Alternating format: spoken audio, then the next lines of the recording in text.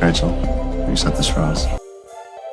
Hello, fellow couch potatoes. Welcome to my channel. Let's get to today's video. Will Clayton's charm win over the women's families? Let's recap week's 8-10 biggest moments, storylines, and takeaways to find out. Starting off with number 10, Susie's hometown visit is up first. Hoping to give Clayton a deeper inside look at who she is, she surprises him with a lesson in jujutsu, which badass Susie studied in Japan. My back. Continuing their day at the beach, Susie emphasizes the importance of her family with him, especially after her dad got sick over the last few years. She sees her dad as the gold standard. All she wants is for her dad to be there to walk her down the aisle one day, so Clayton has a lot to live up to. Brigade.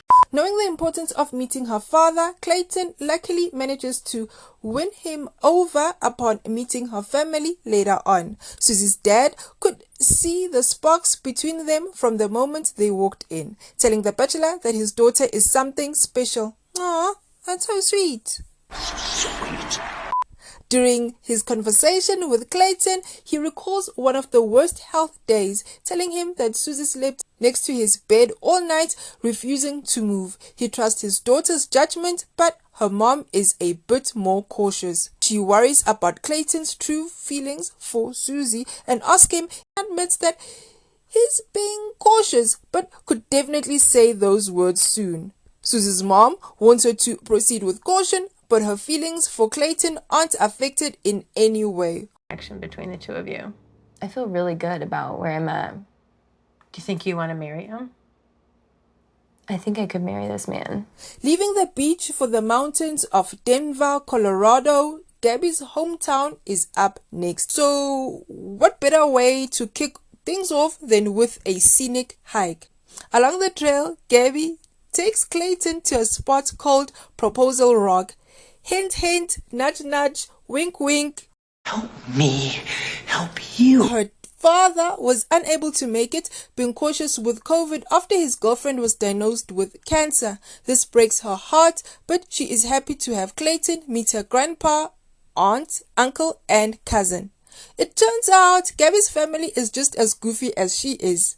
She turns red with embarrassment when they ask her about her limo entrance, to which Clayton spares no detail, describing the pillow as his face that she presented to him in the premiere. Clayton is pulled aside by her grandpa, who makes sure that the bachelor truly cares about his granddaughter and will take care of her. I don't give a damn about anything else, he says. Me, I love this grandfather. I love this grandfather. He advises them to take things slow and really get to know each other before jumping into the deep end.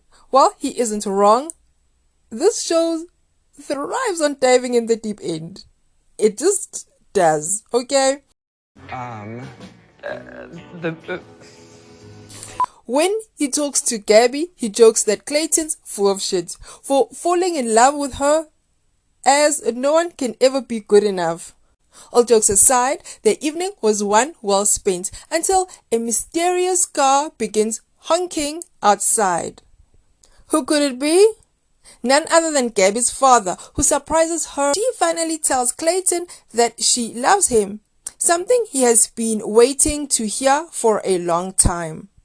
Next up in Oklahoma City, Oklahoma, is Serene. They put on their relationship and courage to the test on an aerial obstacle course. Serene has far more courage than the bachelor on their date. Serene's father is unable to make the meeting with her family, but her mother, brother, and best friend steadily make up for the absence with their kindness and generosity. Her parents have been divorced for the majority of her life, so she never really understood what marriage is supposed to look like, something that has prevented her from introducing previous partners to her family. She warns that her brother, Roland, could be very protective, so things could get interesting. Sitting down to give Clayton the big brother talk, he confesses he was shocked to see how much she has opened up to him in such a short amount of time, especially about her recent losses. During his talk with Serene, He gets emotional, stating that he doesn't want to see her get hurt like she has been before, especially since she isn't scared of where things are going. A round of applause for Roland, please. Such a good brother. And can we have him in paradise? I mean, if Demi's girlfriend who wasn't on the show could make it, why not?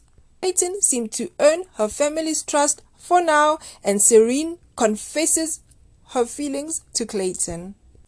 Last up is Rachel in Claremont, Florida, and despite losing her voice, she couldn't be happier to take the Bachelor on an adventurous kayaking trip.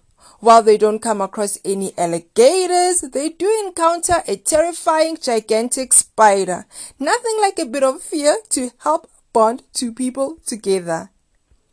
And then they just happen to stumble across the kissing tree. So they follow the signs, order, and share a romantic moment before continuing in the water. Maybe their PDA distracts them from the dangerous creatures surrounding them. However, Rachel's dad could be scarier than anything they've faced so far. Rachel wants nothing more than her family to accept the person she's with, and her mother and friends seem to do just that right off the bat. However, her father is hesitant from the start. Both her friends are happy for Rachel's happiness, but express their concern about seeing her get heartbroken. Our conversations are a warm-up for the main event, Clayton versus Tony. Ding, ding, ding, ding. Clayton takes a caution approach, letting him know he is open to answering any questions. Tony holds nothing back, grilling him with questions about how much he knows Rachel, how he would be a committed party, and how she might get hurt at the end of this. Clayton keeps putting his best foot forward. He tells Clayton that if things go well during his talk with Rachel, he will shake his hand, and expresses how much she cares about Clayton to her dad, who turns out to be a big softie after all. Their connection is so strong, and his toughness comes from a place of fatherly protection. If Rachel is happier, he shakes the bachelor's hand and pats him on the back on his way out, giving his non-verbal blessing to the couple. Not even a grueling chat with her dad could put a dent in their relationship. The group returns to the Bachelor mansion in Los Angeles, where Clayton admits to Jesse Palmer that he was falling in love with all the women in a different capacity. His feelings for Serene weren't on par with the rest of the relationship, so he ended up sending her home during the rose ceremony. He walked her out, and Serene questioned if her departure was because she said "I love you" and he couldn't reciprocate those feelings. Probably. Next week is the Women Tell All, and I cannot wait for the drama. Hey Couch Potato, thank you so much for watching. Don't forget to like and subscribe. See you soon.